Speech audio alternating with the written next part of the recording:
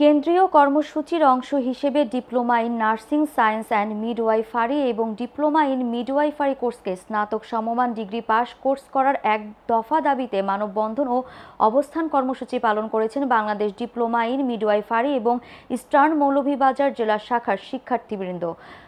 সোমবার মৌলভীবাজার 250 শয্যা হাসপাতালের সামনে মানববন্ধন ও অবস্থান কর্মসূচি করেন নার্সিং ইনস্টিটিউটের শিক্ষার্থীরা বলেন, স্নাতক পাস কোর্সের ক্ষেত্রে জাতীয় বিশ্ববিদ্যালয়ের নির্ধারণকৃত শর্তের চেয়ে অধিক জিপিএ, অধিক মেয়াদকাল, অধিক ক্রেডিট, সম্পূর্ণ ইংরেজি মাধ্যমে পরিচালিত ও কেন্দ্রীয় পরীক্ষার মাধ্যমে ভর্তিকৃত উচ্চ মাধ্যমিক যোগ্যতা সহ 3 বছর 6 মাস মেয়াদী diploma in nursing science and midwifery এবং ডিপ্লোমা ইন মিডওয়াইফারি কোর্স দুটি সনদের মান স্নাতক পাস কোর্স করার বিষয়ে কোর্সগুলোতে অধ্যয়নরত সর্বস্তরের সাধারণ শিক্ষার্থী এবং সর্বস্তরের নার্স ও মিডওয়াইফারিদের যৌক্তিক দাবিটি সদয় বিবেচনার দাবি জানান।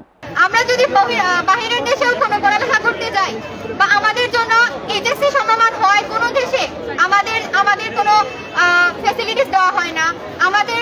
ইভেন আমাদের বাংলাদেশেও এইচএসসি সমমান যাদের বলা হয়, ইভেন আমরা ডিপ্লোমা কমপ্লিট করেও যদি এইচএসসি সমমান শুনতে হয়, আমরা সব ধরনের ফ্যাসিলিটিস থেকে বঞ্চিত হই।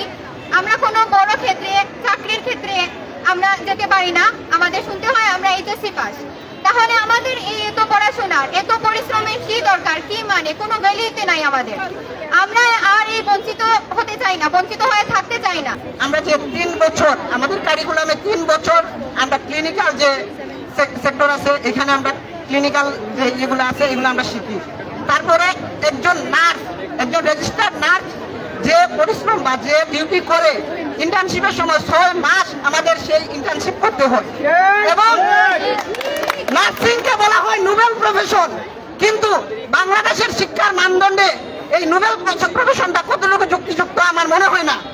আমাদের শিক্ষার যে মান, এইটা আমাদের সাথে যখন আমরা ইন্টারমিডিয়েট পাস করার পরেও আমাদের সাথে এই প্রযুক্তি 24 পরবর্তী যে বৈষম্য, সব জায়গায় এর পরিপূর্ণতা লাভ করলেও আমাদের সাথে বৈষম্য রয়েই গেছে।